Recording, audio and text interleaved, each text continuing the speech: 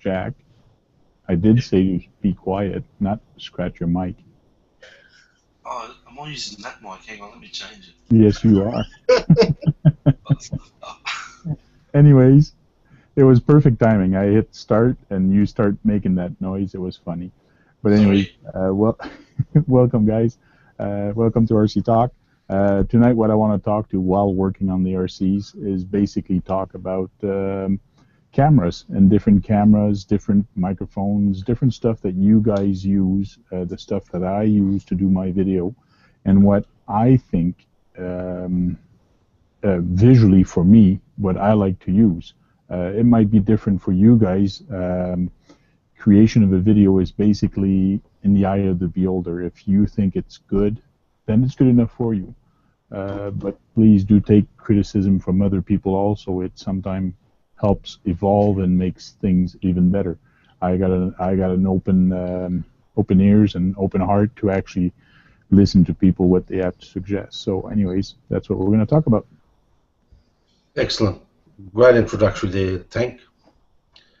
And we have Jack with us from all the way from Australia. Yeah, I'm very popular. Hello. And hello, Tommy. Jack, you have a new YouTube channel about RC, right? What is it? Yes, I've given FPV vids the flick. Like I did say in a video, it's not a cop out or anything. I just wanted a fresh start from all the rubbish. So I've done a new channel. The problem was I was started to upload videos on my guitar channel, and that was just a mess. So I spoke to Tommy about it the other night, and yeah, I just thought I'd do a new channel, start again. Before I actually stopped on the other channel, I just clicked over 100,000 views in a year, which is pretty good really for a small channel. Good. So I was pretty wrapped with that. But that's behind now. I'm moving on from all the stuff that happened and all that sort of stuff. So I hope other people can move on as well. Sounds good. And we also have RC Nuts with us. He's from the States, RC Traxxas Nuts. And we have Mr. Tojo RC. Yeah. Yeah. The Norwegian living in the States. Yeah. And you live in the States, in New York, I think, eh? Or yeah, in New York. New York, yeah. Western New York. Cool. And like most of you saw in one of my last video that I did, and I was actually videotaping it with the GVC Addiction camera, which is a new one for GVC. It's shock-proof, waterproof. It actually has a small little LCD screen off the side. It's about the same size as a GoPro, but the lens is actually in the front instead of being on the side. It's got Wi-Fi. It's got pretty much everything. I like this camera, but the only thing I don't like, that's my preference, it's got too much of a wide-angle lens. Wide-angle lenses are perfect for some situation, but for some of the stuff, a lot of the stuff I do, I'm going to use it once in a while. But anyways, I'm going to... Can you give me the model number on that, please? The what? Can you give me the model number and that of it? I want to check it out. It's the GVC Addiction camera. It's ADIXXION. Is it GVC? Yeah, it's from GVC. Actually, that's a camera. It's waterproof, shockproof, without a case, without putting an external case on it. You can actually go, I think it's 3 meters in the water, and you can drop it at they say 6 feet. You can actually drop it, and it shouldn't break. Shouldn't. So if we're excuse me, if we're bashing videos, it'd be great, wouldn't it? Yeah, it should be great. It's a little on the heavy side. I like the Mobius better to put on the car for bashing, but I should be and I will be making a lot of mounts on my cars. But one thing I suggest when people mount it on their car, don't mount it just on the shell, because if you mount it on the shell, there's too much vibration. Try to do a mount that goes all the way to the frame, and then stick a screw out from the top. Like that, your camera is going to be directly onto the frame, and then it won't vibrate, because a Lexan shell has a lot of flexibility, and it's just going to create too much vibration. Well, I use the rare earth magnets, and they do fine. I use a bit of EPP foam, and they work pretty good, as you see with some of my camera mounts. Yeah, but I've seen some of the speed you run your rigs at, and you don't even go in the water and the mud. Oh, there you go. He's gonna give it to me about the water now. No, I don't get mud. My RCs are all clean. Well, the one thing I like about the GoPro, when you talk about wide-angle lenses, actually on the GoPro you can adjust wider, narrow, or very small. Because I know exactly what you mean. Sometimes you don't want to capture everything in a shot. Yeah, just like today, I was watching somebody did a beep bashing video. Lots of good action, jumping over the camera, and so on. Even put the camera pretty much all different angle. It was really cool. But one shot that I found very hard to watch because he had the wide angled one is when he was actually going away from the camera and actually driving in front of the camera. Because it's a wide angle, it seems like if you drive 2 feet away from the camera, it's going to look like you're actually 6 or 8 feet away from the camera because it's a wide angle. So you do have to be careful of the kind of camera you use when you're actually using a wide shot and you're actually shooting a lot of action. So I don't know how fast it is to actually set up on the GoPro to set up the wide or narrow field of your camera on the GoPro. Do you actually need to go into a PC to set it up? How does it work with the GoPro? No, you can do that on the screen. Well, on this one, the Hero 4 that I have with the screen in the back, Okay. you just do that. Or if you have an older one that doesn't have the screen, like the Hero 3 White, you do it with a button. So it's quickly done, change the angle from wide to narrow to small. Okay. And this one, I think you can actually do some settings also. I don't know if you can actually change the like a white resolution photo burst. I gotta start reading the instruction on this addiction camera. But what I love with the new Hero 4 I bought is the one that has already the LCD screen in the back, so I can actually see what I'm filming. So when I change the angle of the lens, I can see exactly what I capture or not. Okay. So it's easier to kind of do stuff on the go instead of making a shot like the other one that didn't have the screen and then put it on your computer and you go like, oh darn it, that's too wide, you see everything, or it seems like you're 20 feet away. Yeah. When you're talking about the wide angle, it's so far away. You can actually go and if you go into it might work. Just a suggestion, but if you go into your editing software, you can actually pan and crop it. Yeah. So But it's not so far away though.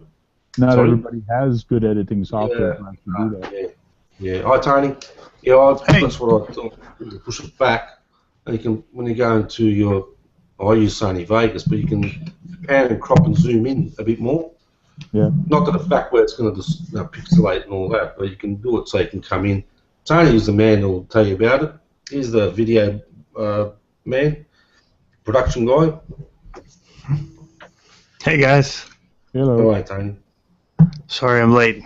My game's still going on, but I cut away.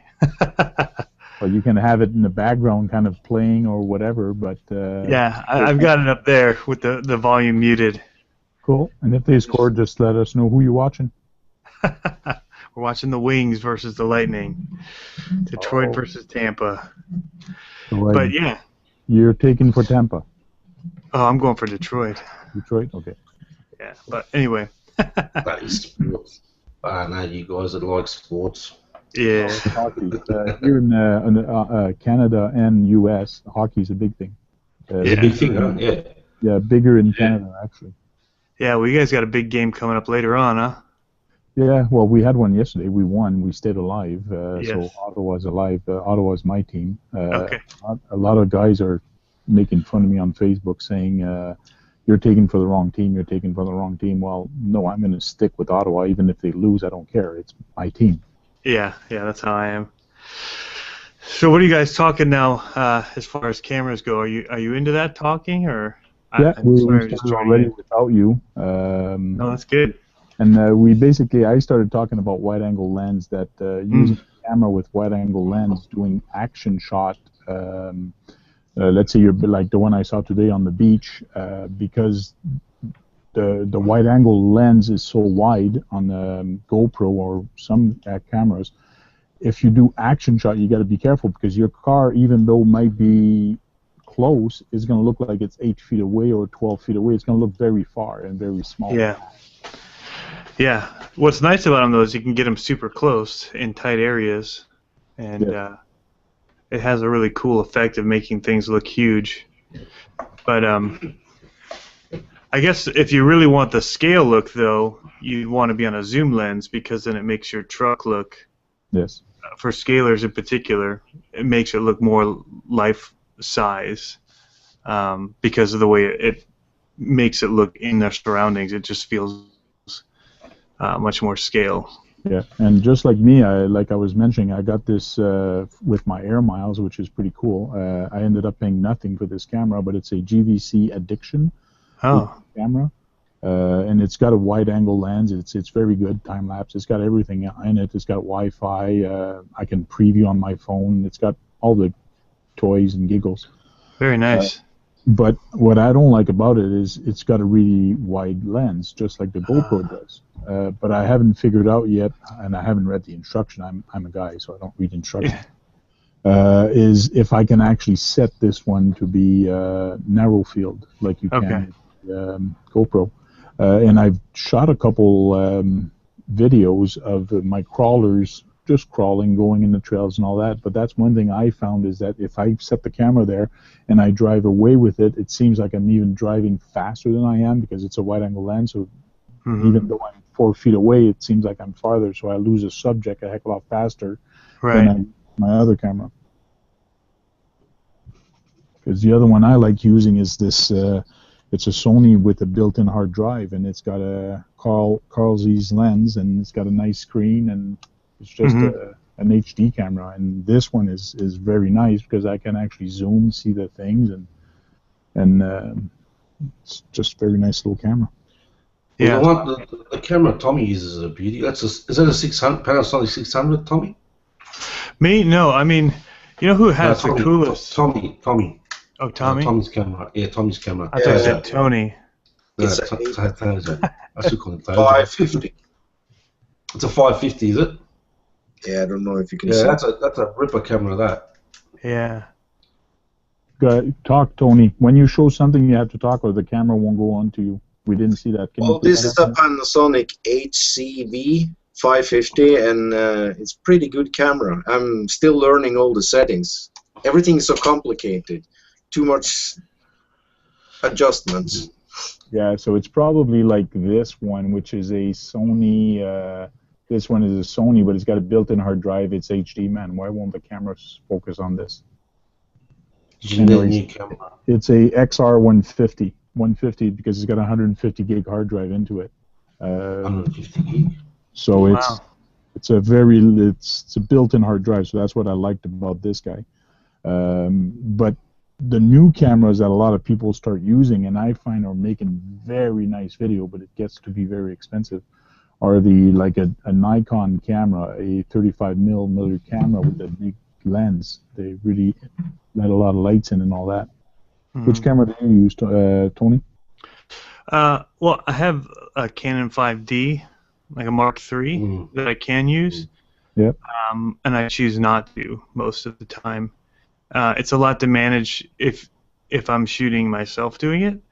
But if I were to have somebody else come out and shoot for me, I would probably use something like that. I have something kind of similar, just a Sony. This is an old model. It's the NEX5N. They've changed the NEX series now. They use the Alpha brand that they use for their big DSLR cameras, like the Nikon you were mentioning. Yeah. So they have like the A6000, I think, would be kind of what this range would be, but the newer version.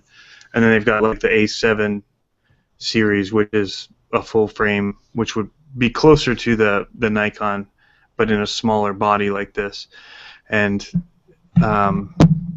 so that one can shoot 4K with extra additional parts. But what I liked about this one, and I did the same thing, this little mic comes off here and it's I got that with Sky Miles through Delta, just as an add-on. Certain things I like about this is with RCs, I always want the camera low, and on most of those cameras, especially the high-end ones that are full frame, they don't have the flip screens. So you got to be laying down to be able to see anything that you're getting. And with this, I can just kind of flip my screen up and down to be able to just set it on the tripod and look and see what my frame is. Is that the camera you used on your last video for your crawling one? No, I use my iPhone for that. You use your iPhone? Okay. Yeah. And for the first crawling one I did, I used this camera so I could zoom in. So my first run that I did, I used this camera. But when I'm out at work or when I'm just out at the, if I leave on a lunch break for the trails, I don't have time to deal with something like this. I just grab my iPhone and I have a little mount that holds it here on a tripod or Gorilla Pod, and it just, cool. I mean, they're amazing. The cool thing that I like about this and even my iPhone is that they autofocus, which the two cameras that you guys both showed, I think, Tommy, is that what I heard? Is it Tommy? Yeah, Tojo RC, yeah.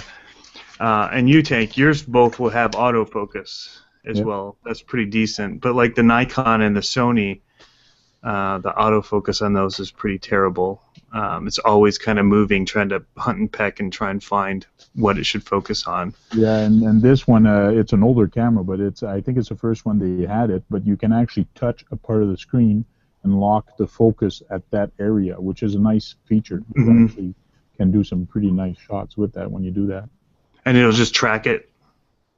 Yeah, you can actually track an object or actually lock a focus, let's say you want to drive away from it, but you want your truck to get out of focus as you drive away. Yeah. You can actually do that, or you can actually have something that actually tracks the focus. Yeah, it tracks the focus on a certain object.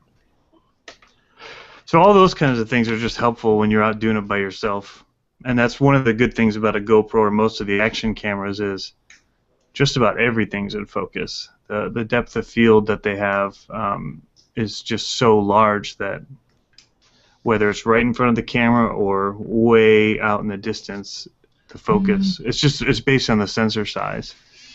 To tell you the truth, I find I videotape more when I'm by myself or with my son than a large group. Yeah, because you want to be talking and hanging out with people. Yeah, when I'm with a large group, I end up talking and having fun and chit-chatting and just having fun with the RCs. I don't have time to set up the camera, set up the shots, and things like that. It's just about having fun. And that's what I do. And so when I've had other people help shoot with me, it's usually a film buddy who's not even into RC, and I'll just ask them to come out and film just for something fun to do. They like seeing when I do the jumping stuff, the trucks going, Yeah. So it's easy to get somebody to come out and film something like that. But especially when you're racing, you're doing a racing video, and you're out on the track, you're jumping and all that. It's always nice to have somebody that can actually zoom into a certain car and actually follow the action on it. Yeah. Well, that's the problem with most of these. Like, if I want to zoom in, the lenses that you guys have on that Panasonic and on your Sony, the zoom is much higher. It's probably like 10, 12 times zoom, maybe 20 times zoom. With these, they don't really rate it that way, but you have to constantly change lenses, and it's just kind of a pain to be trying to film one thing, and you're either on a zoom lens and you can't get things that are close up to you because you can't zoom out enough, or the opposite of that. So, but and there's different things too that I base what cameras I choose. The 5D doesn't do slow motion well at all. Oh, no? So no, the frame rate's not high enough that it shoots at. The Sony shoots at 60 frames per second at 1080. If you want to do any slow motion with the 5D, even though it's a $3,500 camera, US, you have to shoot in 720p. Okay. So how much is the camera? How much is the time? 3,500. For the Canon, yeah. Jeez. Yeah, that's my work one, photo work and video work. This one's more like 500. And actually now it's so old you could probably pick it up on eBay for $250 or something with the kit lens and everything. But I still like it. I like the size of it. I like how lightweight it is. It's nimble, and I don't have to worry about breaking it if I crash my car into it. But like you mentioned, one camera I use a lot is the one on my because it's readily available and it's just there at last minute. Take the car out and I do something. I find a spot and I take the camera out and set it up real quick, and the phone really does a good job, especially with today's phone. Yeah, I noticed a lot of you guys do like moving shots where you're driving and you're tracking the cars and it's you shooting. What are you guys using for that to be able to film as you're driving? I usually hold the camera myself. I usually hold the camera and the remote, the transmitter at the same time, or I hold the camera with one hand and then the transmitter with the other hand, and I drive the car. But if I have to turn, I use my body to actually turn. You rub the controller against your body? That is correct. So I use one hand to hold the camera, one for the trigger, and then I just hold it on the body to actually turn. What is really confusing, and if you're not used to it, you actually turn the wrong way a lot of times. So you do have to take some reshot and reshoot or whatever. But usually you're going slow when you do that, so it's all good. Yeah. That's how I do it. I don't know, Tojo, what do you do? Me? I usually set the camera down and try not to move because I don't have anything I feel is get the quality of footage. I need something like a gimbal, and I don't have it, so I'd rather put the camera, do the shot, move the camera, do a shot, move the camera, instead of trying to follow it, because a lot of times all you get is these vibration or jumps in the footage, and I don't like it. Okay. Yeah. What about you, Jack? I know you do a lot of it, tracking shots as you're driving. What I've been doing, like with the quadcopter ones, and some of the bashing ones, is what I do is I've got my Mobius, right, and I've got a rare earth magnet on the bottom. Ah. Okay. Now what I do then is I get my cap. Devolution Dave Thompson or Devolution RC does the same thing. I get my baseball cap, magnet underneath, and that just sits in place and just doesn't move. Oh, that's So great. these magnets are pretty powerful, so I use these for my camera mounts as well. You know, my swivel mount and all that as well, and they're fantastic. Tommy bought some as well. A few other guys have bought them. You get them on eBay pretty cheap, and they just pop on the top of the cap. And if you need to adjust the camera up and down a bit, you can put a bit of foam underneath and just have it what angle you want. Because sometimes when you're wearing your cap, it's facing too far down, so you need to adjust it up a bit. And you just follow. You know, as you're going, you just follow. Because your head naturally turns, yeah. Yeah, you just follow wherever you're going. Follow. Stupid question. I mean, not crazy question. Stupid question about the magnet. When I used to be in video production and used to have videotape and audio tape, you always tried to, even computers back in the ages, you always tried to keep magnets away from that, even hard drives. The way to erase data off a hard drive, the best way is very powerful magnet. Magnet on that camera with the SD card, does it affect the memory? No, not at all. No, I've been using it for a while now. I guess solid state, that's the reason. It's a solid state hard drive and not really written. And also I use this camera for my FPV, so my live out and my recording at the same time. So once I plug that up, it's got the magnet, and I can just put it on top of the truck, magnet underneath, it just doesn't move. Okay. And I'm getting live out and recording at the same time. That's one thing good about the Mobius. If you do FPV, you can record and have live out feed going to your goggles or your monitor. But no, I haven't had any problems. People do say that because of the magnet, but no, I haven't had any problems at all. It works just fine. Yeah, I have a Mobius also here, so I use the Mobius also on a lot of my A lot of my videos is actually the Mobius. I would say 80% of them are pretty much this camera because it's so small. Put it on Yeah. the Gorilla mount or whatever. Yeah. It's just, yes, I don't have a preview, but you just point it to where you want to go, and it's pretty good. And that looks like it could fit inside of the cars, looking out through a windshield, where the GoPros are a little big to get inside. That is correct. This one is perfect for the inside look because Yeah. when you look at it, the lens is this way, so it's nice and thin. And what I like about it is the way I've set up mine is it's got a three different modes, but on the second mode for video, I have it that it's 90 degrees. So when I flip it upside down to stick it into the car, it's actually on the video. It actually looks good because it's on 90 degree. Also, I did do a video on my old channel about the new auto white balance on these. Have you done that, Francois? Have you done the auto white balance? I did not play with it yet. I've left it on full auto right now, so I haven't played on it that you actually can hit a button and actually. You don't.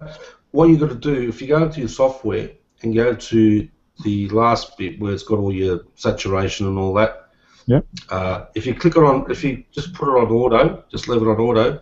There's a tick box below where you can change it to auto white balance, and all you got to do is just leave it like that, and then what you do is the middle button, the mode button, right? We've got three buttons, obviously. The mode button in the middle, the change of modes. You got to hold that down until the orange light goes off. There's some I spoke to Paul BMS Web, one of my mates. He done a video on this as well, and it goes through how you can change it. But it's quite easy. If you hold the mode button down and face it towards the ground when you're going to film, once the orange light goes off, you let go, and that becomes auto white balance. Now, how when you're filming it and like the ground changes colour and all that, that's what it fixes. So I've tried it a couple of times now, and it works fine. When some people use a white bit of paper, face it down on the white bit of paper, and then just hold the middle button down, and then when the orange light goes out, let go.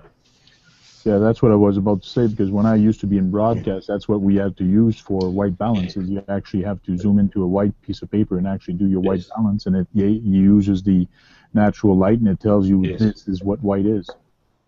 But I've been doing the ground test, and it's been working fine. So when I go out to do something, I just face it on the ground, grass, whatever, hold down the middle button, and then just let go when the light goes out, and it's worked fine. I've noticed the difference, so that's a good feature. It is set on white balance, on the white balance. I did do that, but I did not try holding the button down to actually. But when you go into the firmware next time, just go down the bottom of that. There's a little tick box to change it to AWB, and then once that's ticked, you can do it any time you want. The next upgrade I'm going to be doing on this is the longer life battery, so I'm going to be getting that soon. What I actually did with this camera, because as you know, Tommy's gone, is he? Yeah. Well, he stirs me about toy grade RCs all the time. He always calls me Mr. Toy Grade. What I've actually done with this camera is I've had the 808 number 16 camera since they came out, and that's finally had it. So I pulled the battery out of that, reconnected the wires because the pins were different, reconnected it, and I've put the actual battery from the 808 camera into this camera, which gives it lighter weight. Okay, so now I can just put this on one of my quads, or my JJRC, or I haven't got the SEMA anymore, and I find that the less the weight, obviously it's going to lift up a bit better. So I found a big difference with that as well. So I've got the smaller battery in this, but like I say, for weight, just put it onto the quad and away you go. Okay. Because the SEMA, when I had the SEMA X5C, which Ramsey, I gave to Ramsey one in the giveaway, I had troubles lifting a Mobius. An 808, yeah, fine, it lifted it, but I did test it when I changed the battery in this, and actually lifted quite well. So, a bit of weight makes a difference. So I just swapped the batteries over. And the battery that I took out of this is I'm using for my Micro Pico FPV system now, so that's pretty good. So I can use both batteries still. Cool. Some people are asking me to send the link. I guess they didn't see it in the video or didn't receive it, so I'm just sending the link over for them to actually join. Hey, I'm gonna go grab some stuff. I moved upstairs at the last minute, and I had a bunch of stuff downstairs. I'm just gonna grab while you link them.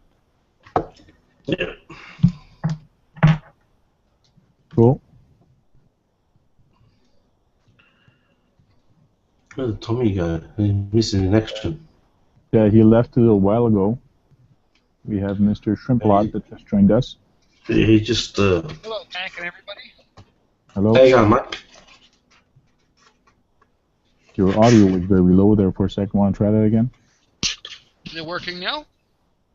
It's not bad. I can hear him. So, Randy, what kind of camera do you use? GoPro and iPhone 4. And which version of GoPro do you have? I believe you have a new one, I think, eh? Actually, I'm using the Hero 2. I'm using the older one. That way, if I lose it in the water, I don't care.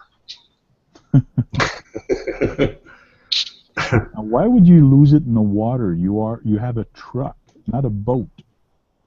Tell that to my son. It went down about 2.5 feet into a hole today. I just posted the video. Oh yeah, yeah. I didn't watch that one yet. I had to fish it out with a stick. You fished out the car with a stick or the camera? No, the truck. The truck. You know, if you put spray foam in the truck, it actually helps it float. It's a TF2. It won't float. Yeah, yeah, they're heavy.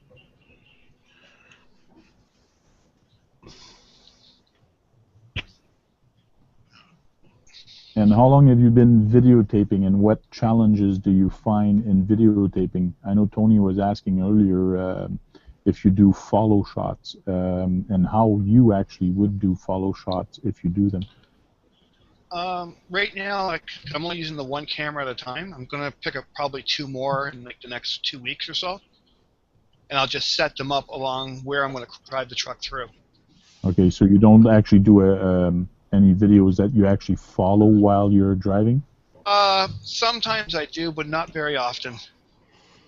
Mostly the camera's set up in a spot, and it's usually just driving in and out of the frame. Cool. Another way I do my videos for following the shot is actually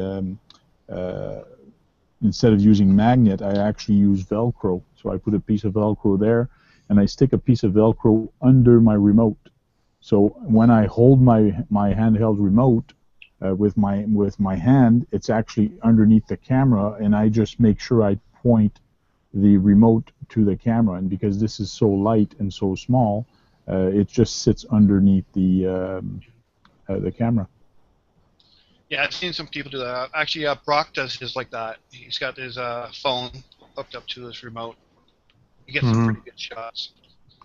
I did that until I had my GoPro. The Wi-Fi just turns itself on, and it's on the same frequency as the controller or the transmitter, and it just kept cutting out. I had to keep turning the cars on and off, and then I realized it was my GoPro wigging out the transmitter. So that's something I learned. Luckily, it wasn't the quadcopter. What was that? Turn off the Wi-Fi. Yeah. Well, it won't. It turns itself back on. There's something wrong. A lot of people with the GoPro Hero 3 Black in particular, which is the one I had, they solved it, it seemed like, in the 3 Plus, at least the one I had until I crashed the quadcopter. It was on into a lake. That one was pretty good, but my old one, it just always turns on, which kills the battery. I did a whole video about why I have a GoPro, but I don't ever use it because the batteries are always dead whenever I get to it, or it's just kind of been more of a hassle then. And I know a lot of people make awesome videos using only GoPros, and that's why, I wish I could figure it out. I've just not had much luck with it. I was at NAB, and they had a big booth with the GoPro, and they were actually giving GoPros away. Yeah. Times a day, I think they had some draws, but you had to be there, so there was no way I was going to be there. But you should have seen how many people. There were like 300 or 400 people around that booth. It was like just crazy. Just everybody wanted something. Yeah, I was there for one of those, and I actually got mine because everybody that entered for it was given like $100 off when they would send them, and so that's when I bought my GoPro Hero 3. Was I figured even if I don't use it, if I sell it on eBay, I'll make money off it. So I ended up keeping it, but I've had a lot of issues with it since. But I mean, the footage, honestly, the footage that a GoPro can capture in a lot of ways blows me away. Yeah, it is. Because you can be shooting straight into the... Your video is really choppy right now. I don't know why.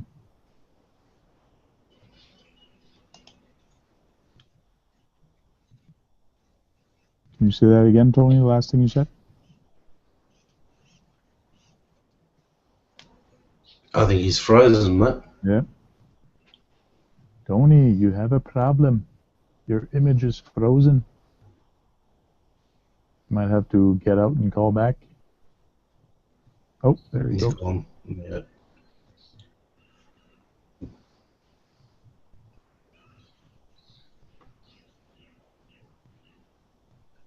So Jack, when are you going to start making some more videos? Well, my legs are a bit wonky at the moment. My left leg is not the best. That's fair. I went to, the usual stuff. I was at the doctor's yesterday and that, and I can't really walk too far.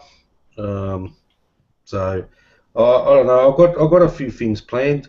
I'm gonna do a I bought that tank. I'm gonna do a kind of battle thing with a helicopter and a tank and do some visual effects and sound effects and all that sort of stuff. So I'll do that sometime next week maybe. Cool. I want to do a couple more FPV videos, especially with the little micro Pico that I've got. I did a range test on that, which was pretty good on the ground. So I'll give you an idea of how far you can go if you got it on a little quad or something like that. I will start uploading some new videos here and there. But you do FPV with your RC trucks also, so you wear the goggles. Do you wear goggles? Or you no, I've got a monitor. Okay, so you got a monitor, you put the camera on your truck and you drive around. How far can you go with your truck? The longest FPV I did on the ground was 1.6 kilometers. Cool. And which cameras do you use when you actually do that? Is it all Mobius that you use or GoPro? Yes, I use the Mobius for the live feed and for the recording. Cool. I've also got CCD cameras that I use, little cameras that I've had. I've got about 5 or 6 of them, but different. I think there's 700 lines. They're not too bad, but usually the Mobius, it gives you a good picture. And that the GoPros, when I had a GoPro, it doesn't really give you a good picture. A lot of people say the same thing. So the Mobius is good for me, and for latency, well, there is a little bit of latency, but I don't seem to have a problem with it because you're going to get latency anyway. So yeah, you are. But no, most of my FPV videos I do with my Mobius, and like I say, I record and do the live out. So and that's I swear by these cameras. I mean, I'm not a GoPro fan. That's just my opinion. But I just swear by these things because you can put them anywhere. Yeah, and I love the price on them. I love the price on them. They're under $100, and like you can buy 4 of those for the price of one. The other one. Yeah, I know, but you got to look at the specs too, though. I mean, for something small and bashing around, it's okay. I mean, GoPro's going to have a lot more features, of course, frame rates and all that sort of stuff. But look, I've just never been a fan of GoPros, to be honest. Cool. Tony's back. He got his mic down. Can you say something, Tony? How's that? Okay. Yeah. Tony's back. Am I back? Yeah, you're back. Apparently my internet wasn't reaching me where I was, so. Yeah, it was kind of weird. You started talking like a robot, then you froze. So I caught the very end of that, just the GoPro features, but to finish what I was saying was it just the amount of light that it captures, whether in the bright, if you're shooting into the sun, it somehow exposes both the sky and it exposes stuff in the shadows, which there's not a lot of cameras that can do that. So yeah, that's the one thing that impresses me about it. Cool. And Jack, you were talking about FPV, which is kind of a cool thing, but you were talking about latency. Latency is what you have in video because it's transmitting and then you're receiving it. That's correct. When you're actually driving a car or even a helicopter, I guess when you hit the gas and by the time you turn or whatever, there is that latency that you got to get used to it. Look, I did see. I know Bruce from RC Model Reviews did say that there's quite a bit of latency with the Mobius. Well, I disagree with him because I've tested this out just to see what the latency is like, and it's not that much. Well, the latency is not going to come from the Mobius. The latency is going to come from your FPV. Yeah, but it depends on the camera still that you use. That still counts. Okay. Yeah, I guess it does because it counts. has code and it gives you the feed of that. Yes, that's correct. But I did a test with it, and look, I'm happy with it, and I can get away with it. I haven't crashed yet. I nearly had a head-on with one of my FPVs a while ago, but that wouldn't be because of latency, because the guy was driving up the road pretty quick, and I just saw him as I turned the corner. I was going straight for him, but I veered off to the left, but the latency wouldn't have done nothing there. You know, the reaction time would have been all right.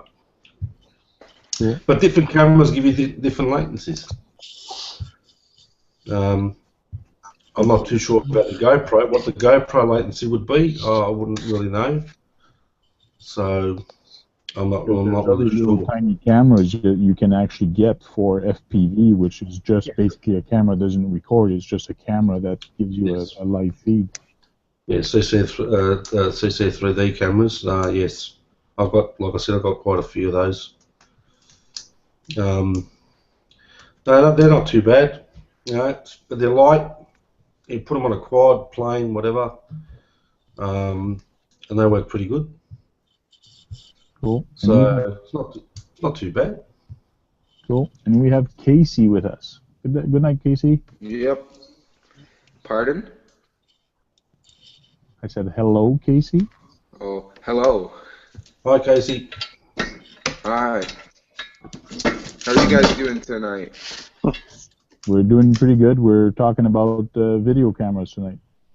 Oh, yeah. Cool. And it looks like you're working on a custom chassis. Yep.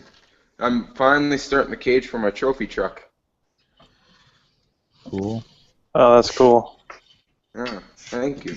I'm building it in my shop class. That's an interesting project for shop class. Yeah. Yep. It is a very interesting project. Well, It's coming along pretty good. RC 4-wheel drive has a nice kit to actually convert a slash into one of those. It looks cool. That's the ultimate slash kit. I think I've seen that kit. Yeah, they've discontinued it like everything else. Yeah, like the hardcore axle. Like, I wish I had the hardcore axle because I would have used it in this instead of me putting on the Viterra axle. So, whatever. A lot of welding going on there, eh? There's a lot of welding going on there. Yeah, there is a lot of welding. Yeah. What kind of cameras? It's a pain in. What kind of cameras do you use for recording your stuff? Just my iPod. I don't have any high-tech cameras or anything. It's just your iPhone, you said? Yeah, just my iPhone. Yeah. Cool. And kind of on the same subject, what kind of software do you use, Casey? Oh, I use just Google Capture. Okay. for my editing and that. That's about it. What about you, Jack? Sony Vegas. I've had it for a long time now, and I mean, I haven't gone through a quarter of it. There's so much information in that, you know. There's just so much things that you can do with it. But yeah, I find it the easiest program to use, I suppose. Cool. I use Pinnacle Studio 7. Yeah, Pinnacle, good. Pinnacle is pretty easy to use. It's simple and Yep. it's very flexible. Yep. And it's affordable too. You can get it. They come on special ones in a while for about $100. So. Yep. How many layers do they let you have in that now, as far as video layers? Is it 2 or 3? Oh no, I can do about 4 or 5. 4 or 5? Yeah, and what you can do, and then there's a video actually that shows you example. You do 4 or 5, and you can actually save that video and do another 4 or 5 on top of that. So you do multi-layer. You can really put a lot of picture in picture, and then do another one, and then it's all within one. It's kind of cool. Okay, so they call it like a nest. Yeah. Yeah, that's cool. That's what I started on, was Pinnacle Studio. Back in '97, I think I got Pinnacle Studio, something like that. '98. I used to use ULEAD Video Studio Pro, I think it was. Mm-hmm. But then Corel bought it, and then to me it went crap from there. Yeah. The doesn't Corel stay by Pinnacle? I think it is now. Yeah. The I use nowadays in my field, I'm kind of a rebel, and I use Final Cut X. Oh, yeah? So most people, when Final Cut left and converted to Final Cut X, almost everybody jumped ship to Adobe.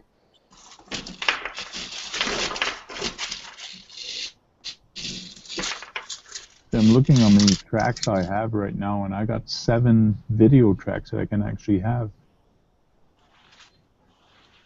That's pretty cool. Go in the settings and see if what else I can use.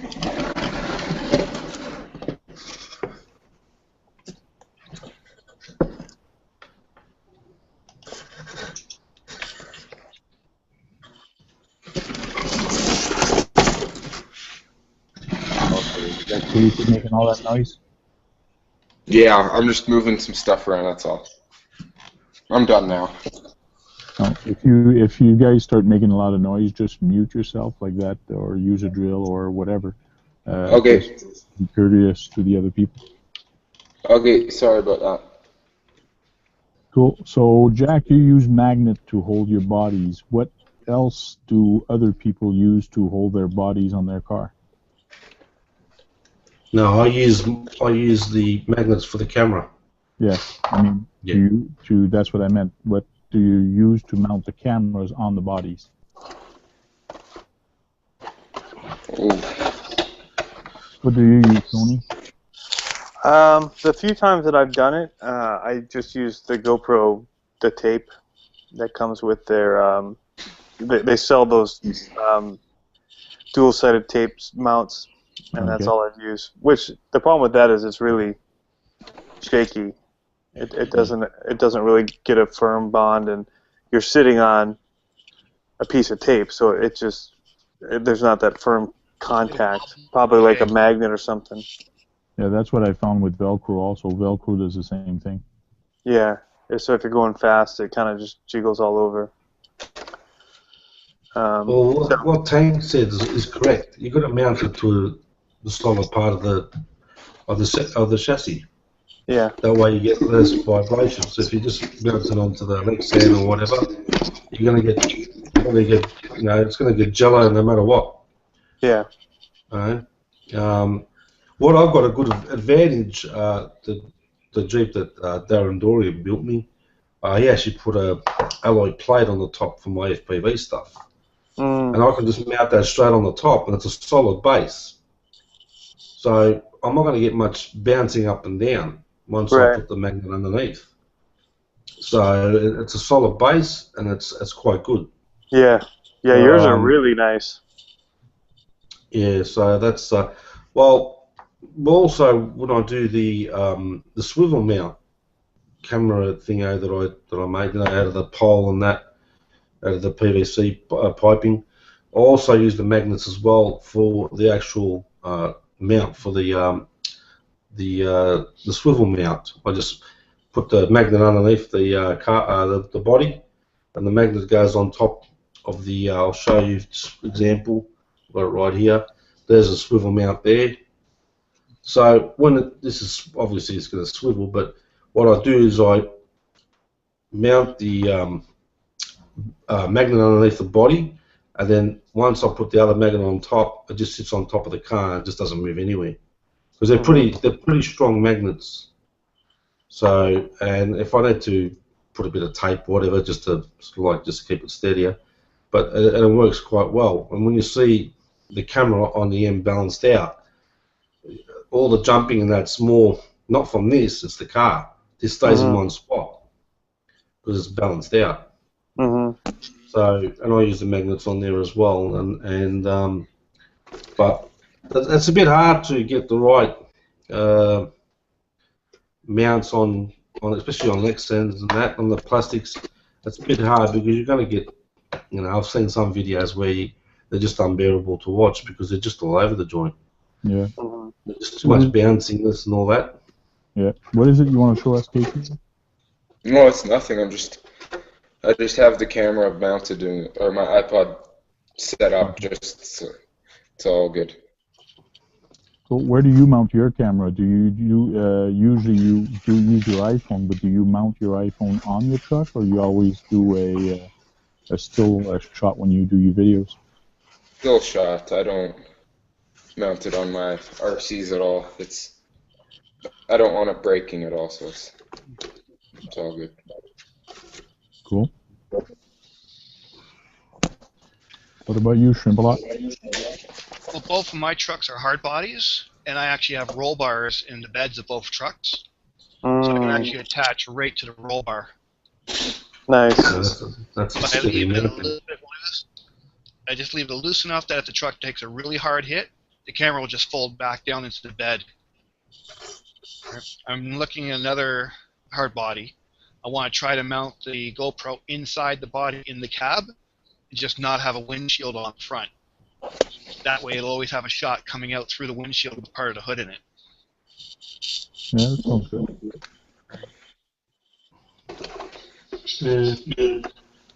Look, there's all sorts of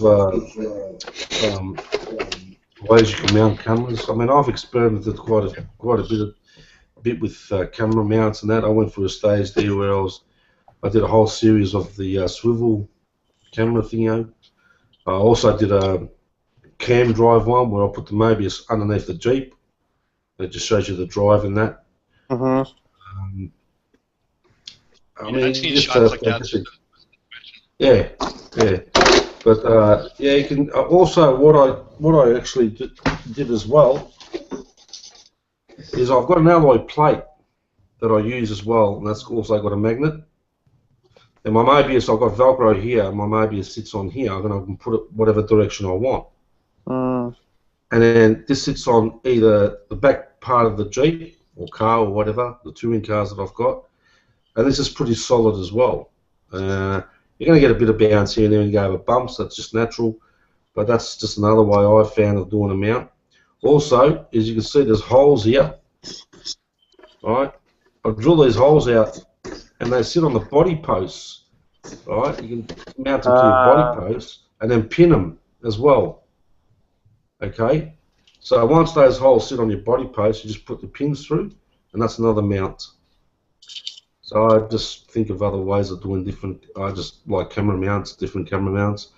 I did see a few videos where a guy had a swivel mount on his quadcopter. It was fantastic. You know, I love stuff like that. Yeah, swivel mount on his quadcopter. That sounds amazing.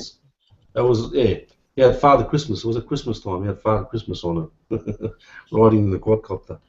Yeah, that's one thing I want to try to do is a swivel mount for my trucks and actually do a trail ride with the swivel mount on the truck. It's kind of cool. The swivel mounts are one of the coolest effects.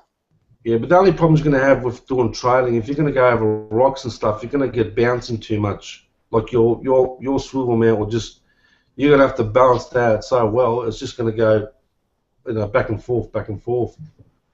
So if you're doing a trailing vid, maybe it'll be okay, but over rocks and that's going to be a bit difficult. It might be an effect that might be cool, but it's worth a try. So yeah, of course it is. Anything's worth a try, mate. But maybe on a trailing video where there's not too much bouncing, you can go up hills and that'll have a good effect. Now, one guy that I'd love his videos is my mate out of Australia here, Jeff Jolliest Videos. I don't know if you guys have seen his videos. He's in the group. Now, what he does is he's got a camera mount on I think he uses a monopod, and he actually follows his Jeeps when he does his trailing. That's what he's doing. So he's got a monopod and he's got the GoPro at the end, and as he's going with his Jeeps, he actually follows it and has different angles. So you can actually see in some of his videos the shadows of the actual mount. But his productions are quite good. He actually also slows his videos down, slow-mo as well. But that's what he uses. He just uses a monopod. He holds it in one hand and the remote in the other hand, and he just follows his trucks. You can get close-ups, longer shots. Well, you've seen his videos, Tank, in the group. And I've seen MED, and I've seen other places too, but I've seen a lot of gimbals now that you can actually put the little cameras on.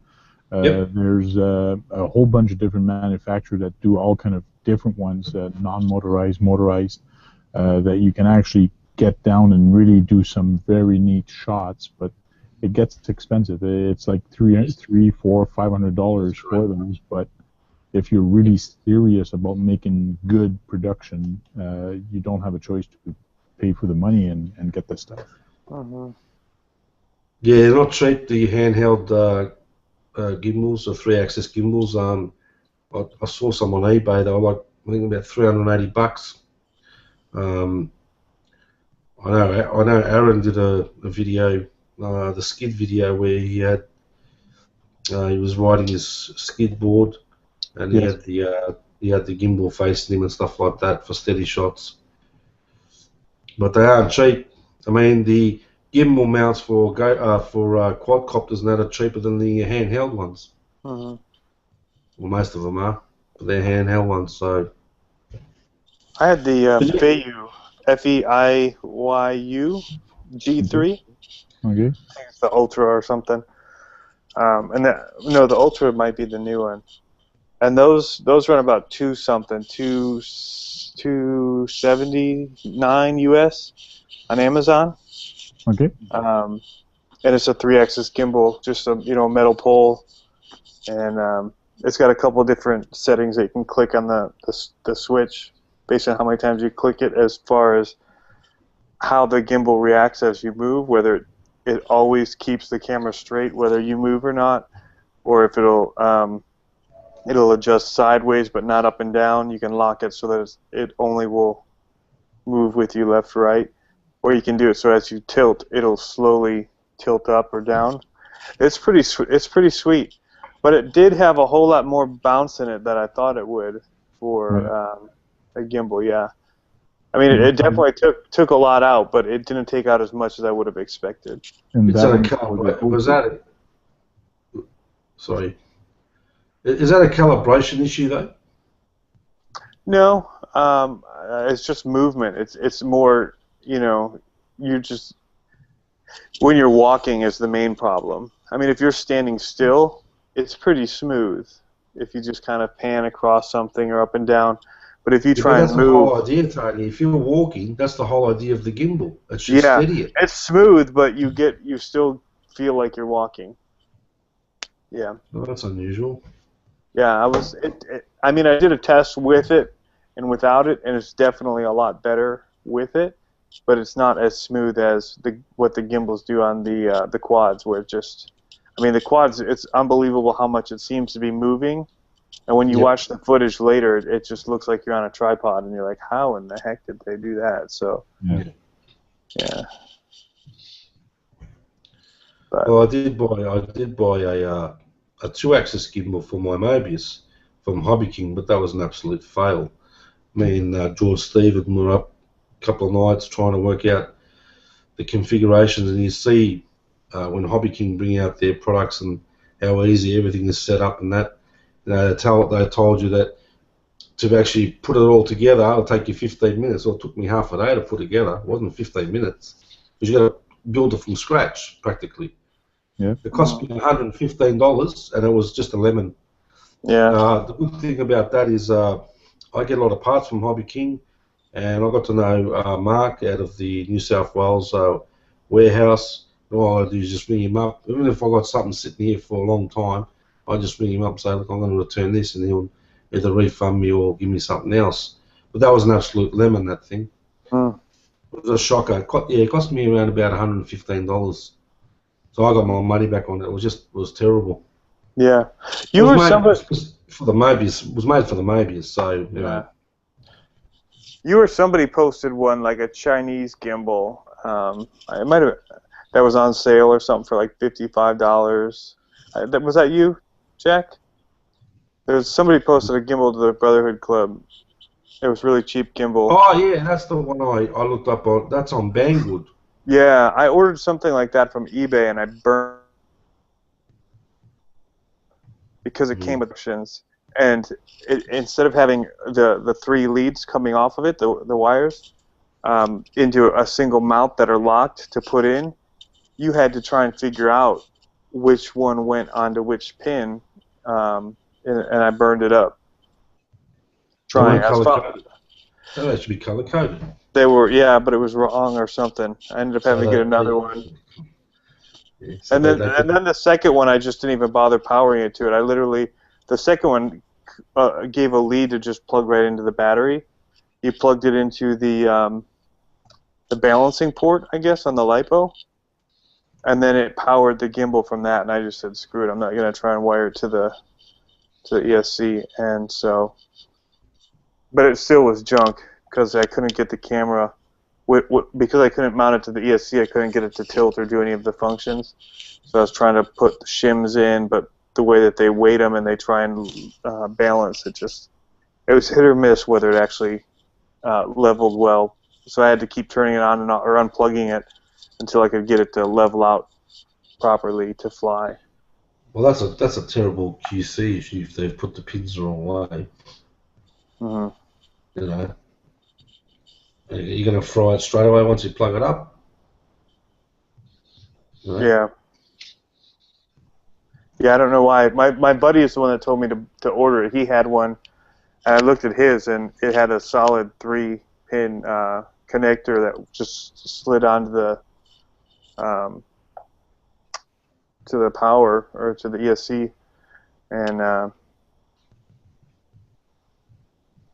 the ESC, but yeah, the control board, and yeah, mine didn't have that, and I just fried it up.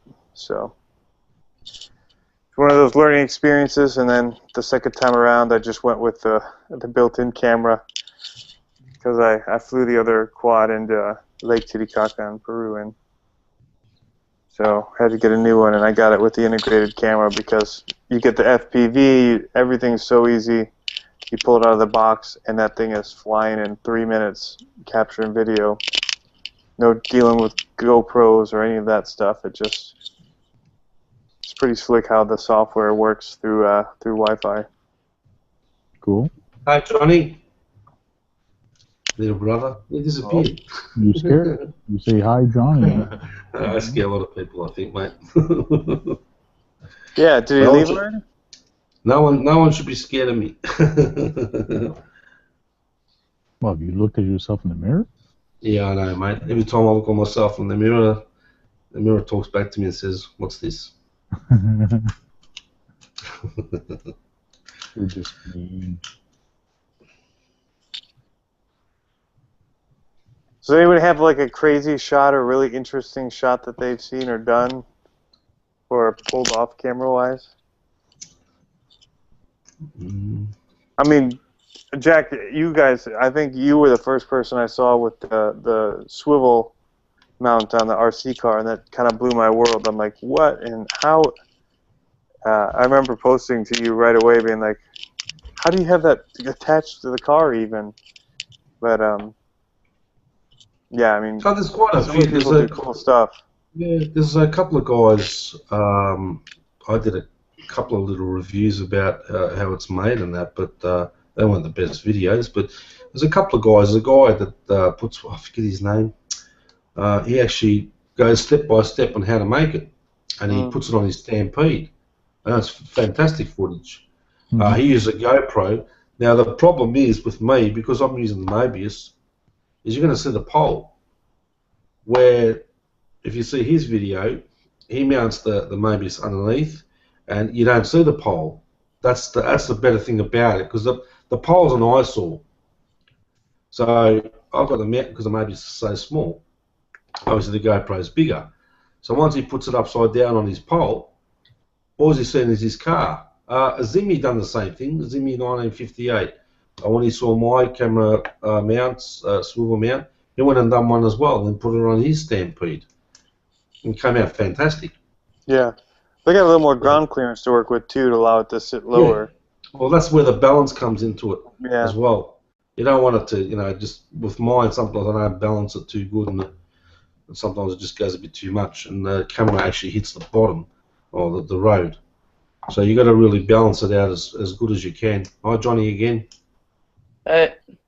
Hey, how are you, little brother? Hey, You're waiting for my. I see you waiting for my giveaway already, are you, Johnny? He's waiting for my giveaway. I haven't even started yet. Don't you just like it when the leeches come out and play? Oh, they just want to that's okay. Johnny's all right. Oh, yeah. Well, hopefully sends me that module. If they do send me that module, I'll do a giveaway at 100 subs, like I said in the group. I don't mind. If they send it to me out, they get the. I'll put a giveaway up for the S1 sound module. Someone could win it. So they've been good to me in the past since. They've sent me out free stuff, so they're pretty good to deal with. I wouldn't deal with Team Associated though, not again, not after that. That shot model, it was terrible. But with the camera mounts and that, there's you just experiment. You can experiment so many different ways of doing things. Well, one of the best shot I've done, I think, well, there's actually two. The one for the trailer race that I've done, I love that. It was right on the hood of my Slash, and we did the trailer race, and that was following other truck, and we were racing. It turned out very good for the trailer race. You've seen that one?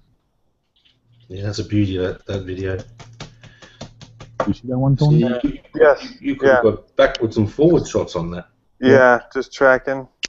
And the other one is the when I put it right on the side of my two-wheel drive buggy, and you actually see the suspension going, and I'm jumping, and that one was another very good shot of speed and action shot. I don't think I've seen that one. I saw the short course. I'll have to go back and look for that one. Yeah, the two-wheel drive buggy was really cool. HPI did that. Sometimes when they do promotional videos, especially if they're doing short course trucks and they're at a track jumping, what they'll do is they'll put a camera facing underneath on the A-arm or on the chassis facing the wheel, and you actually just see the suspension and that, and the wheel going up and down. It's a great camera angle, that. If you can get it right. I did try it once a long time ago, and it wasn't the best. I was with my 808 camera. But you can get a really good effect as you jump, as a truck jumps, and as it comes down and bounces, you get a really good effect. But they do some good production stuff as well with different camera angles, and their camera mounting is pretty good as well. I don't know if they use stabilizers or anything, whether they do once they go into their software. Because as you know, if you use stabilizers, it makes it look like you're drunk, especially the YouTube one. Oh man, use. Yeah. It bends side to side, yeah. Yeah, it makes it like you're drunk. Yeah. It depends how much movement there is. Especially the shake forward, it gives it this kind of warbling. It almost bends the picture. I just put the link on the side there. For Okay. if you have that opened up, you can actually look at the link. Okay. Hold up. Yeah, I mean, I haven't done anything interesting yet with the RC. Oh, I can already see the angle. That's really cool. Because you can still see out in front of the car, and then you see the wheels Yep. soaking up all the bumps and everything. Oh, that's cool. And because the Mobius is so small and so lightweight, I didn't feel it. But if I were to put a GoPro on it, the GoPro would really unbalance my car. Yeah, they're surprisingly heavy. Yeah, I said that a while ago, that video, that's right. And So the good thing about that angle is because it's not a closed body, you can see everything. Mm-hmm. Because it's a little, is it a truggy or buggy? It's a buggy. Yeah, see, the thing is you can see the suspension, you can see the axle, the whole lot. That's what's good about it. You see everything in action there. Where if you're going to do it on like a short course truck or something like that, or whatever, you'd have to mount the camera in a way where you're not going to see that anyway. You'd have to mount it inside the chassis. Mm-hmm. Well, that's a great camera angle, that. Yeah, that's cool. Yeah, it's a beauty. That's cool going over the wall ride. Yeah. That's pretty sweet. What I'm kind of sad a little bit. The guy that owns that RC track had it open for 4 years, and he was just remodeling it. And he actually decided this week, at the beginning of the week, to actually close the track down. So there is no more high voltage RC track. Like recently, or?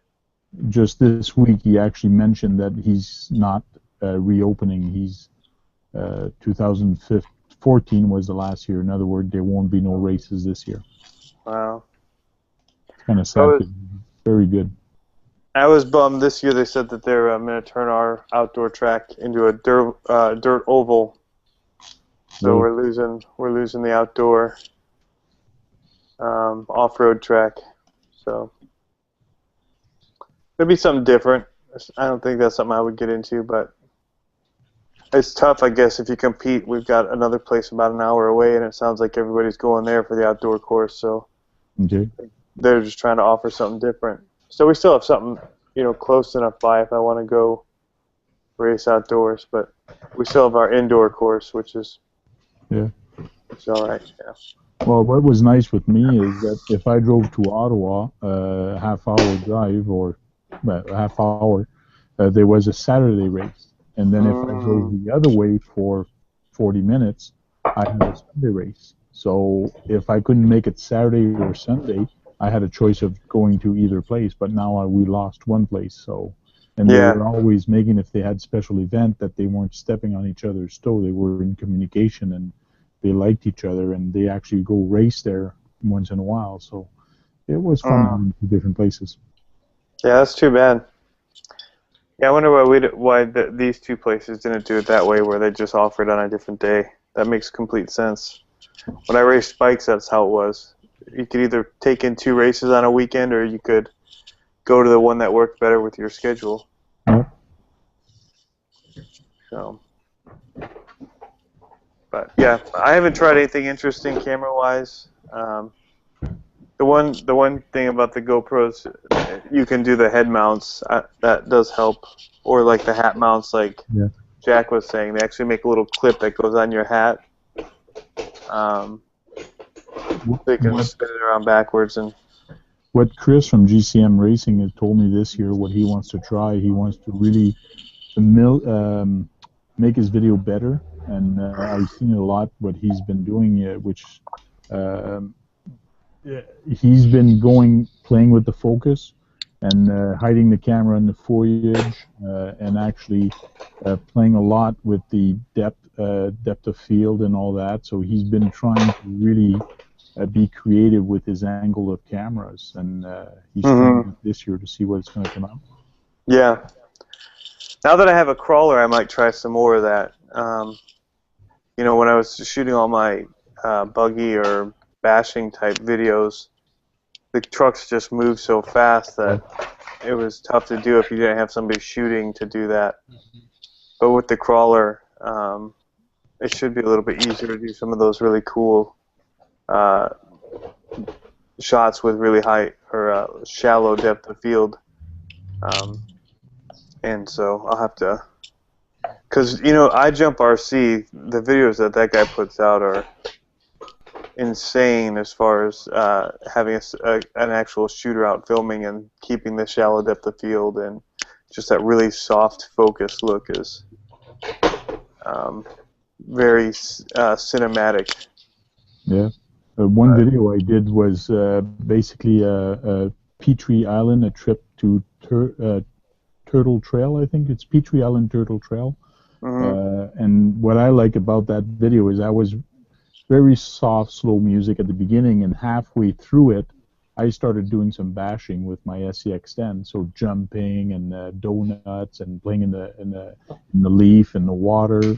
It was kind of funny to actually see, but when I was actually going at the beginning, it's really neat the angles I took. So, which was I was putting the camera in the tall grass.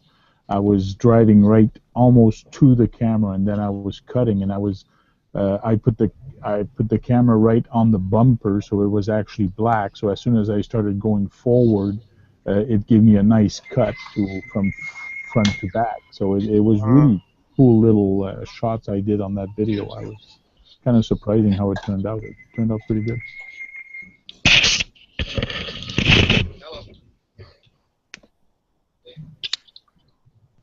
Shrimpalot, do you try to say something?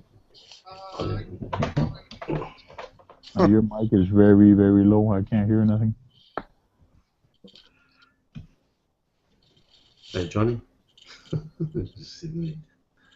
Tony, you know what this is, but if any of you guys, I was going to do a review on this, but this is another one of my camera mounts, if you want to say, not for an RC. If you're going to do reviews or anything like that, this is called a dolly. Yeah. Right, Tank, you might be interested in one of these. They're pretty great. Yeah, and I've got the extension arm, which I bought separate, and this is all metal as well. It's quite heavy. Ball bearing wheels, of course, and they're rubber wheels. Now, if you have a look at some guys that they use these things, they're just as good as slow-mos. I mean, they're just so, when Tony knows about them. Yeah. The effects that you can get with these things are amazing. So if you're doing like, say, Tank, you had your rat rod, right? You can position the wheels, you can turn the wheels different degrees. As you can see down here, they've got their nuts. You can just adjust the wheels whichever way you want to go. Yeah. And you can, say you're doing a review, obviously you have it on a smooth surface. Now also what you could do as well, I've got a monopod which I can screw into the back hole here. There's 3 holes on the plate. And then push it with the monopod. I mean, you can push it with this, like that. But I just found it a bit easier. I did do a couple of videos with this, with the monopod screwed in. Say you got your rat rod, for example, on somewhere in the middle, and then you adjust your wheels. You can do a full circle and have the camera, as you can see how I've mounted it, that is facing down, or you can have it on the side, and you can do a really slow pan shot right around. So if you're doing a review on something. Or any of your cars, you just bought a car or something, or a truck, and you did an unboxing, you can actually, these work quite well. This is a proper dolly. There is some fake ones out there which are quite not the best. This is a heavy duty, it's all metal, and it's got, like I said, a bit of weight. And this extension as well, I did do a video on this extension, I think some of you guys saw it, where I put it on my Jeep, the Axel Jeep. And you can mount a camera, have a different face, different angles. Now, just adjust this. How much a dolly like that go for? Well, I bought this Australian. I got a good price. This cost me $23. They're worth like about $60. These things. Yeah, I was gonna say that's cheap. Proper dollies, the proper Pico dollies, they're called. They're about $60, but I don't know how I did it, but I was speaking to someone on eBay, and they gave me connectors and everything, and different mounts as well. But but they're fantastic. You will. I'm not going to give it away, but there will be a video you'll see in the next couple of days with this being used, not by me, by someone else. I've already seen the video, shown it to me. It's not published yet, and you'll see the type of effect that he gets with this. Oh. So they're fantastic. So if you ever want to do reviews or anything, you want to do some Tony, like I said, Tony would know about this. He's into production and that. And you can do long shots, side shots, like this. Yeah. Adjust the wheels, like I say, to do a full circle. And it's like I said, it's quite smooth. There's a few videos on YouTube with this. So if you did reviews or anything on cars or stuff, these come in handy. Cool. And then also, once you take this mount off, it just screws off. Yeah. Like Those mounts would be great, though, even for car stuff. Yeah. If you wanted to elevate it just off. And they make different length extensions on those. We call them like an Israeli arm. A lot of times called, we call it. the magic arm, they call it, or something. I got this really cheap, this arm. It's all metal. I got this on eBay for, I think it was about $10. Yeah, China. It looks pretty beefy for $10. Yeah, yeah. But look, once all it is you just loosen this. Once you loosen that, the whole thing moves around. You can put it in any position you want. Right. You can have underneath shots, above shots, front shots, back shots, whatever you want. So I'd highly recommend a dolly for anyone that does like tank. You do reviews and stuff. Tony, you do them. I know you do. Your unboxing reviews are fantastic. I've always told you that though. But these are really great to use. Fantastic to use. If you have a look at some videos if you just type in Pico Dolly on YouTube and see the effect that you do get with these, it's amazing. Yeah. One thing I want to try is I want to get from man, you said the name earlier. They have the it's like a gimbal for the one you bought there. You said you bought from a company for the Mobius. Hobby King has a gimbal, and you actually put two servos on it. It's a 2-axis, but it's not, and it doesn't have a servo or anything or a brain. But what I want to do is put it on the second radio, and I want to control the pitch and control how much it's going to pan and all that. But I actually want to put it on a trailer behind my truck. So as I'm driving, the trailer is going to pull my truck, but I'll be able to move around. And if I'm with a group of people, I'm going to drive the truck, and somebody else can actually control the camera and videotape all the other truck around me. So that's going to be kind of a cool shot. I want to try that. There's a few. I think there's a few videos that you see the professional setups where you got one person using the gimbal, controlling the gimbal, and the other person flying the quadcopter. Yeah. Or octocopter. Yeah, octocopter. Yeah, that's great. Yeah, a lot of times, right? Yeah. I just DSLR cameras on them. Yep. Yeah, I was just looking at work. They got an octocopter, and I was looking at the remotes, and the two transmitters that they have for the pipe, $400 each. They're both like high-end aerial transmitters. I couldn't believe it. I'm like, man, you guys got some bank into that thing. We have. Hello, girls. Hey. Good day, young guy. Good night. How are you, Kevy? Hey. How are you, mate? So I think we solved my boat issue. Are you trying to talk about your boat to everybody? Hey? Are you trying to talk to your boat and ask some comments and some suggestions from everybody for your boat? Well, no, actually, I just want to let you know I think we solved the boat issue. Oh, cool. The prop was too high of a pitch. I found a helicopter part that worked good as an inner sleeve for my sock prop, and it's got like 10 times more airflow now, even at less throttle. So I'm gonna give her a good spin tomorrow and see what happens. So in other words, you had too much spin and it wasn't catching enough water. And it was just creating noise. Yeah, I guess it's too high of a pitch. It's supposed to be 1.4, and I put on a 1.6.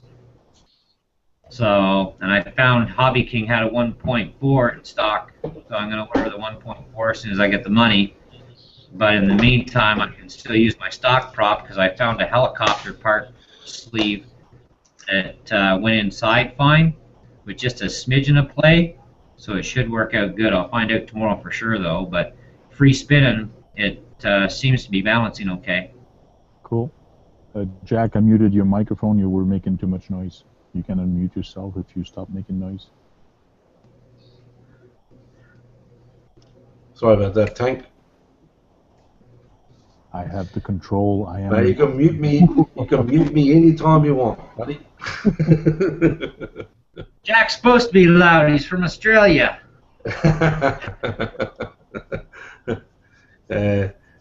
Tommy was on earlier. He always stirs me about that. Down under this and down under that. Yeah. How'd you like that kangaroo video I posted? It was brilliant. Brilliant. It's an old video, but it's a ripper. See how high they stand when they're on their legs and their tail? The tail's where the power is coming from. Yeah, it would be scary if one stood in front of you and started kickboxing. He'll kill you. They'll kill you, mate. Kangaroos, those kangaroos there, you get a hit from that tail, you're dead. That tail's like steel. I guess. But it was a great boxing fight, wasn't it? They moved around a bit behind the houses and that. Yeah. Do they come in the city a lot, the kangaroos? Or? Nah, not really. That'd be a country town somewhere. Okay. Nah. If I want to see kangaroos, I'm in the city. I'd have to jump in my car and drive about maybe 25 kilometres. That's not bad. Before I ever see one. So, but out in the country, they're everywhere. I guess they breed like rabbits. Yeah, it might be like us with deers. Yeah, they breed like rabbits. They breed like rabbits, do they? Yeah, they're everywhere. Yeah, big population. The people go out and shoot them and that, which is I'm against all that animal cruelty. But anyway. Cool. No, but you don't get them in the city, mate. So, just to show you guys real quick what I'm planning to do, which you guys might get tired of, but I don't. On my rat rod, what I want to do, I'm probably going to get a new body because it's going to be too much trouble to try to fix the front and the rear. But basically what I want to try to do is, so this doesn't happen again, so that this breakage doesn't happen again, I'm going to try from here actually build a roll bar. So I'm going to build a roll bar, roll cage inside, so when I have it, the roll cage actually comes, and so if I bang it, all the stress won't be just on my Velcro that I'm actually holding the body. So this won't happen again. And another thing I'm going to be doing is, from the back, I was going to build it out of styrene, but I'm actually going to weld a steel box onto it. So I'm going to weld a steel box directly on here, and that's going to make my box at the back, and it's going to be in steel. So instead of being styrene, that's what I'm going to do, a steel box. So I'm going to have a back box on this thing. So that's my future plan, my summer plan for this thing. So you're going with steel now? Yeah, instead of styrene, I'm going to go with steel. Because one of the guys convinced me that if I go with styrene and if I flip it, the styrene is just going to break. Because styrene is way more fragile than Lexan. So, yeah, you don't want to flip the rat rod anymore, do you? Sure, I will. That's the fun of it. What do you think? You guys think it's a good idea? Yeah. It's always a good idea if you're happy with it. That's it. Yeah, look at what Randy said. Exactly right. As long as you're happy with it, that's it. But if you're going to make it out of metal, you got to still keep it light. Mm. Yeah, I'm going to use light enough metal. I'm not sure the gauge yet, but it is going to be light metal. What you can get is get a thin gauge that's already been bent into like a 90, so you make your own channel, but do it out of a sheet metal. Use the channels for the bottom corners to run the length, and use it for the top, but in the middle, as for the siding, make it as thin as possible. Mm-hmm. Yeah, so I'm thinking of using almost the same metal I use for this, which is pretty thin. But at the back of it, I'm gonna I'm gonna do a U-shaped metal and turn it the other way, and that's gonna do my strength because I'm gonna weld it onto it so it's actually gonna hold everything, and because I do want to try to do a tailgate on it.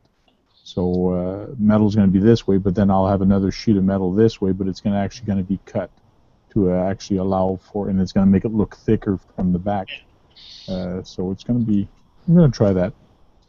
Yeah, a couple people have seen the cages on my trucks and sit there and go, well, why is it so big or sticking out so much? There's been a couple clips where my truck's gone down good 20 or 30 feet off of like an 8-foot ledge right down onto rocks. Pick it up and go. Mm-hmm. Everybody else that falls down there, it's in pieces. So there is reasoning in your madness. My stomper is 14 pounds. The TF2 is 11.5. And most of that is reinforcements. But like I said, my son runs that thing down. One place we go is probably got a 30-foot drop. And it's almost a close to 45-degree angle at some spots. So if you drop it down there, it just picks up speed. I guess.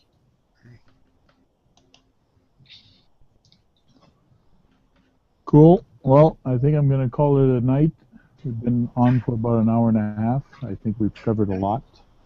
You guys got any more question or anything you'd like to mention?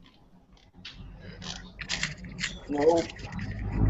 I just think just experiment with the different camera angles and mounts and shots, and yeah, just experiment. Yeah. I think. Well, and frame rates too. If for slow motion, I notice a lot of slow motion in RC videos, and they're just kind of slowing down using the built-in tools in the editing, and it's definitely not the smooth.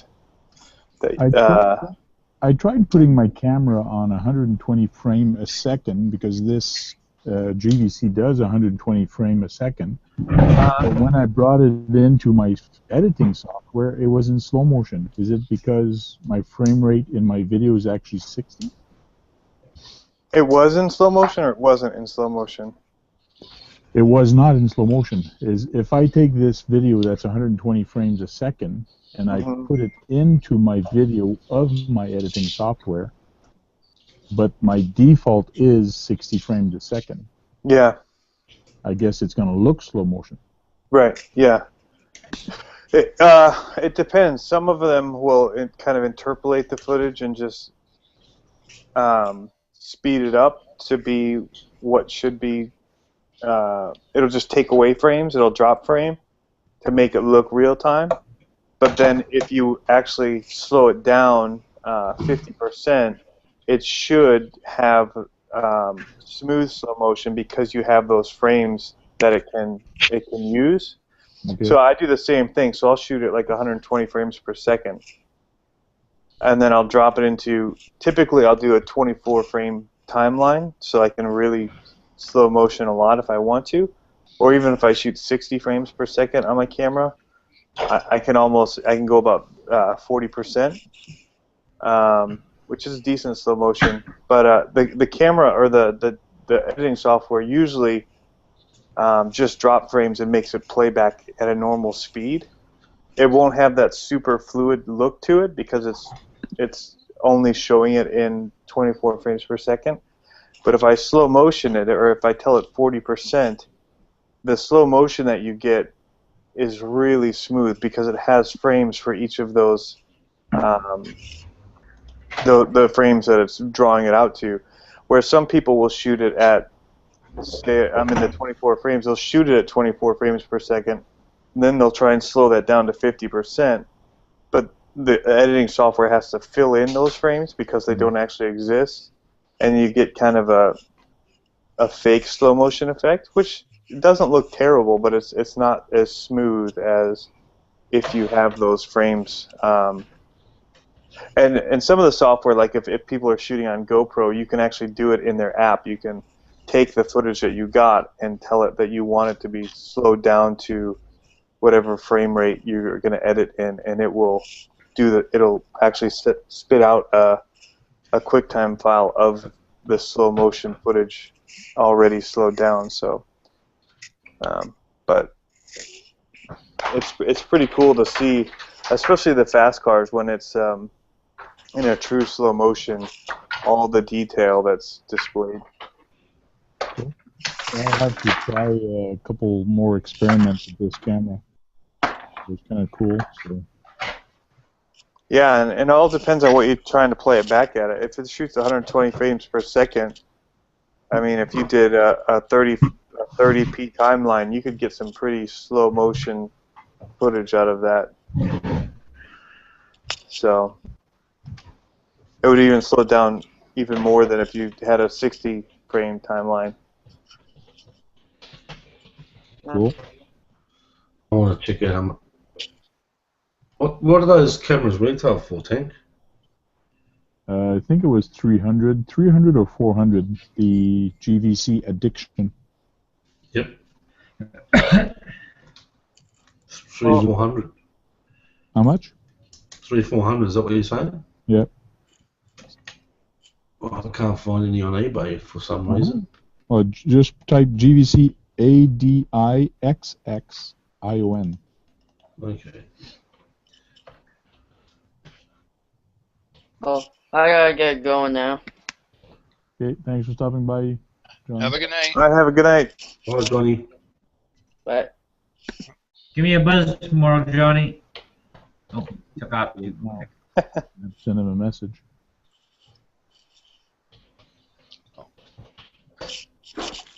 I don't know how well this will show up on there because the truck's black and the cage is black. But Nice. So that roll bar is you made yourself? oh yeah, it's been bent and banged up, but you can actually stand on it. I was just actually watching the son's video of that. Yeah. Yeah, Which it's one? cool. The one in the water. Oh, the one I just did? Yeah, I just saw it, yeah. Okay, that would be. Hang on a second. It's how heavy is that thing? The whole when the truck's together, the TF2 is about 11.5 pounds, around there. 11.5. The Stomper's just over 14. So that's But it's about got metal links. That's about 7 kilos. That's a lot of weight. It's a lot of weight, and it's a lot of its top end too. So it's top end heavy. But they work good. I mean, my kid's hard on them. I have a small crawler course in the backyard set up, so my son will take the trucks out. His friends will come over. That's what I like about some crawlers, like the one you buy ready to run. I find they're too light, so it doesn't give you a realistic ride. Compare like the one you have or some custom ones. The more weight you put on them, then it starts acting like a real car, especially on the rocks and so on, because you start to work the suspension like it's supposed to. Well, the TF2 is really nice for driving scale. I played with it so much. I mean, I get just over 4 inches of flex out of the front and back, and with the dualies, it doesn't rub at all, and I haven't lifted the body. Cool. So it works good. The Stomper on the other side is a 4-link truck, and it drives like a 4-link truck. It's got a lot of droop.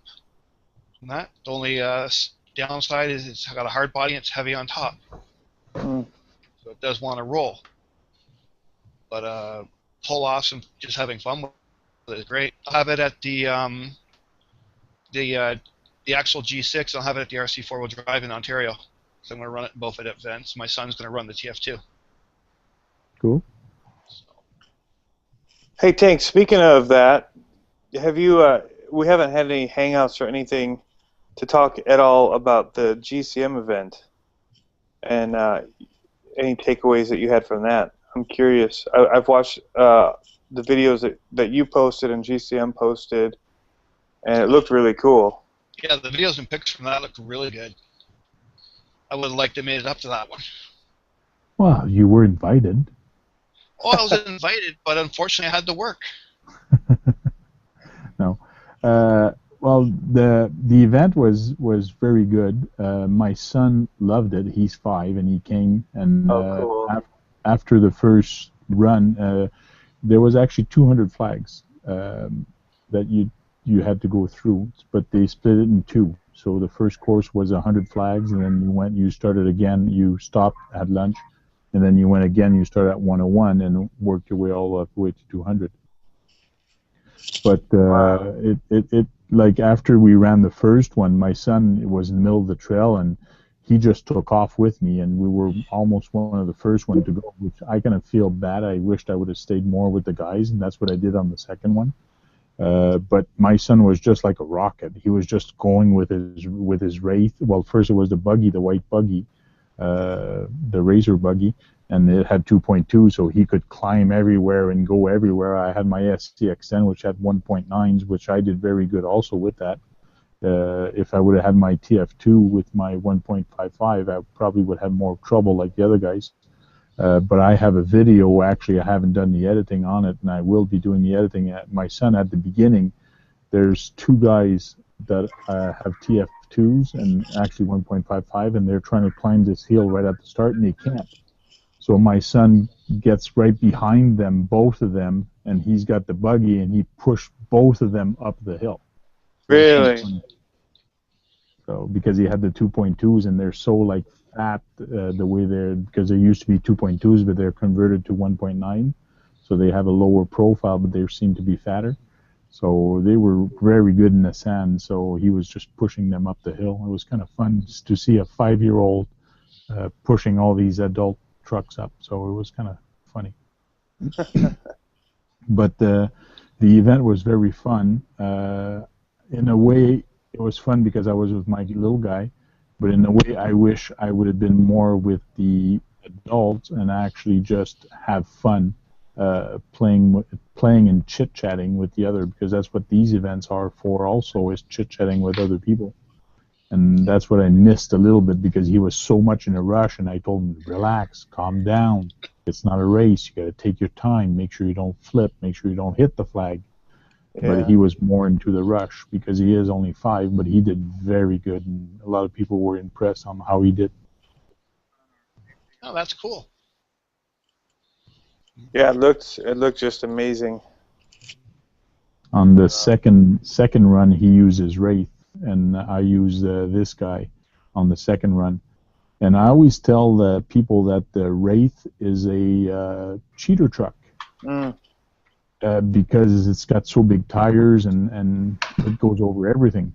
Yeah. I quickly found out that my rat rod, the way it is, that's even more of a cheater truck.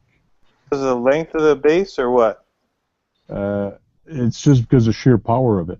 The length, the wheelbase of this thing is exactly the same thing as an SCX10. So I got 12-inch from the front to back. And the width is exactly the same as an SCX10 because it's an SCX10 axle at the back. Okay. But it's the sheer power of it that I have that some guys couldn't climb a hill, and I just stood at the bottom of it and just, boom, there I'm up. And with these tires that are on it, it was just like amazing. There was one place where there was a big log. The log was almost taller than this truck, and we had everybody was trying to get over it. Because of the way my front bumper is, I couldn't get over it, and because I'm not locked in the front, I couldn't get over the log. Well, I said, well, screw you. So I turned the truck around, and I went backward over the log. Because the back is actually locked, and I had nothing to stop me here. So it just climbed over the log, and as soon as I started climbing, I give it gas, I just jumped over it. So it turned out like I can go pretty much on a lot of things with this thing, and I found out that Even there's one hill I was trying to get up, and I got up no problem. I crawled very slow, and I was going very slow up the hill, and I got all the way up to the hill. This other guy has a Yeti, not the Yeti XL, but a Yeti, and it's pretty souped up, and he's got a bunch of things. He had the hardest time to get up. I don't know why, but his Yeti could not make it up the hill, and I made it up the hill no problem. So I'm going to do something special with that video, because I got the Sony Addiction on the bottom of the hill shooting for about, a good 10 minutes almost. But I'm going to have to really chop it down and probably put my truck going up and then his truck going up, and it has a lot of trouble. But I got lots of footage, too much footage that I can't do one big video. I'm going to have to cut it down. But it was a fun event, and especially at the end when I went back for the third time with Sebastien, and I went back and I followed the guy and I stayed with them. I found that even funner, because seeing all the guys, the trouble and not the trouble, or different things we were doing together, and actually pulling them and them pulling us, and it's fun when you're with your bunch of people. Go ahead, put on our safety goggles, and we're going to cut into this dude. Who's talking right now? I barely hear him.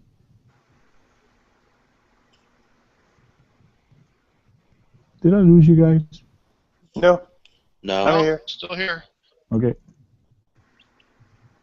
What time is it for you? What time is it for me? 11:15. Jeez. What time do you got? 10:15, but I have school tomorrow, so. We're about to close it down anyways, so you can go to school. You have permission. Yeah. Did you do your homework now? No.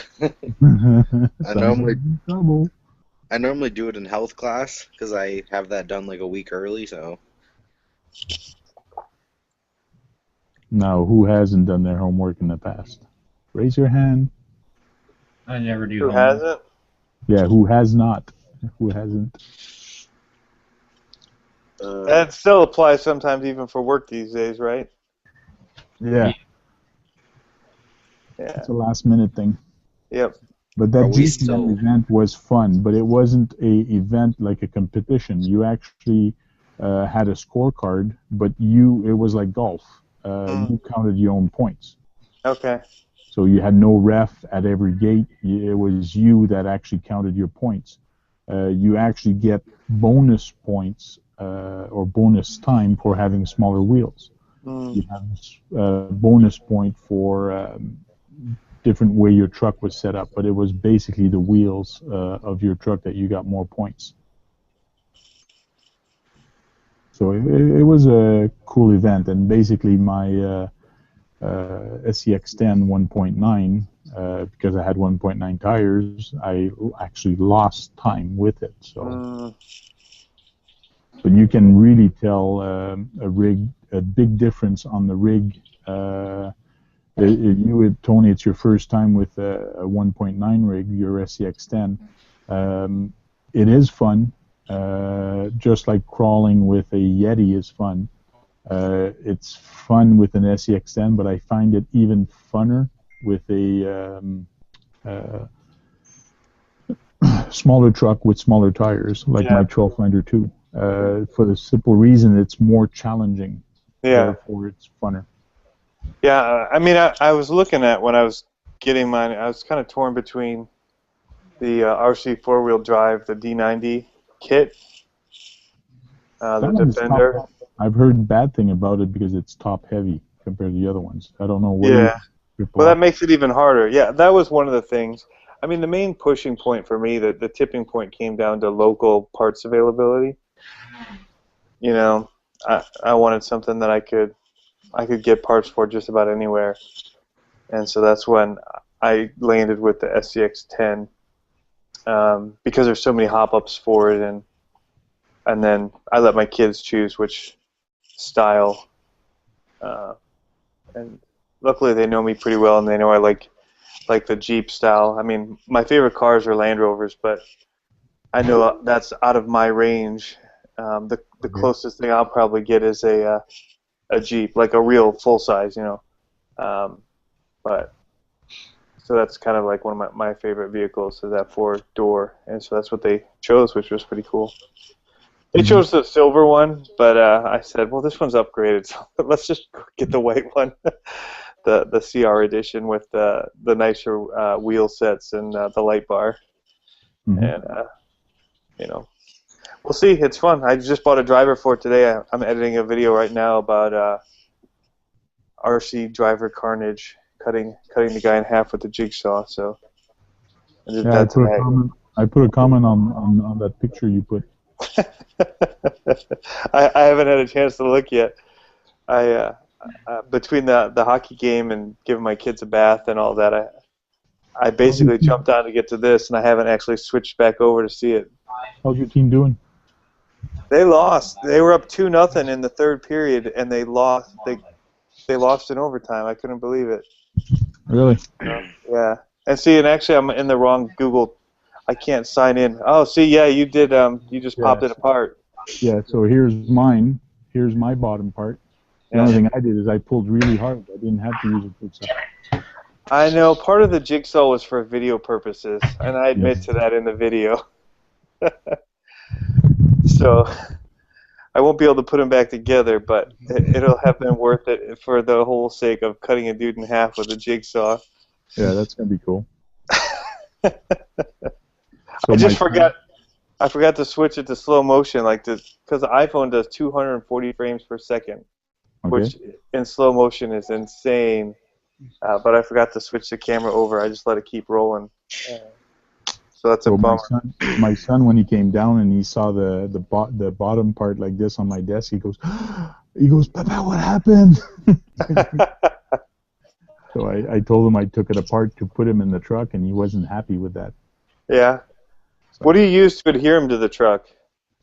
I stuck a screw from underneath.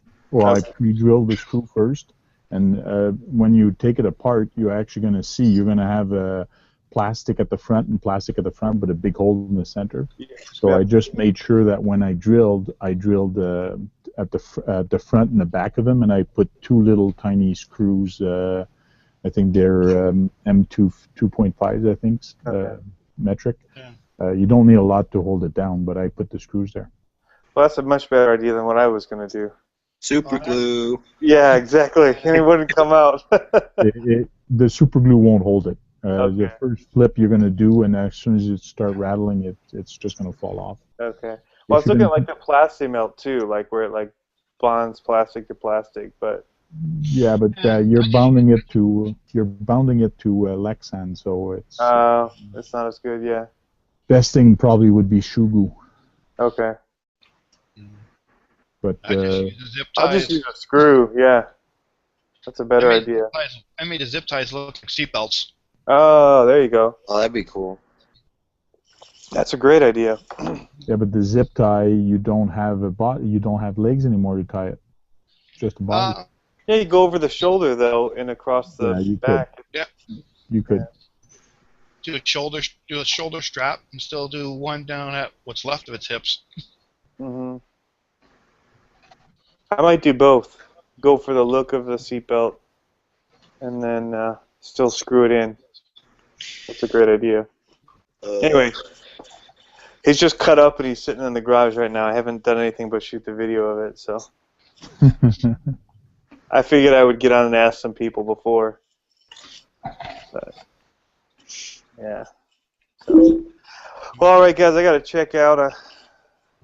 It's the same time for you, I guess, 11:30. But I got to get up early to take the kids to school in the morning. So.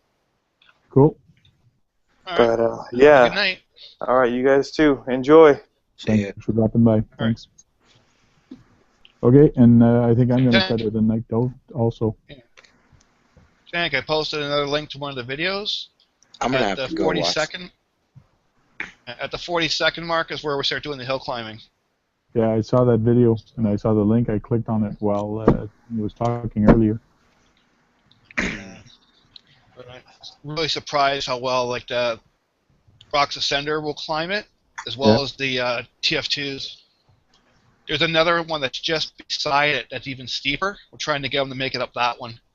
I made it almost to the top. I don't know if I have that clip in one of the other videos I did, but it got almost to the very top, and it literally had like a foot and a half just to crest the top, and I just got stuck there. Tried crab walking it side to side, and it stood up on the back wheels and went end over end all the way down. I think that's actually shown on the video when you flip all the way down, right? Yeah, there's a couple of them. Yeah. Right. There's in Orleans here. There's a nice big hill climb, and I want to go back there in a couple, hopefully in a couple weeks or a month. And I want to go there hopefully with this guy or with my Savage to try to do the hill climb. It's so steep and it's so long that I don't think I tried getting up there with the SCX10 and there was no way. I got up 6 feet and it just started spinning and flipping.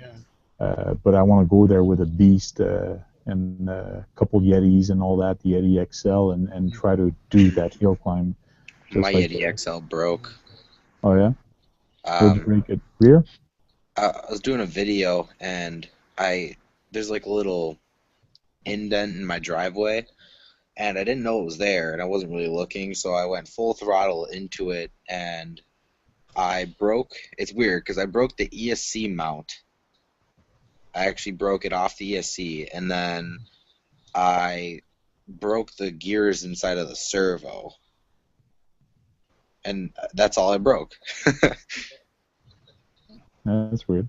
It was just the weirdest parts that would break that broke.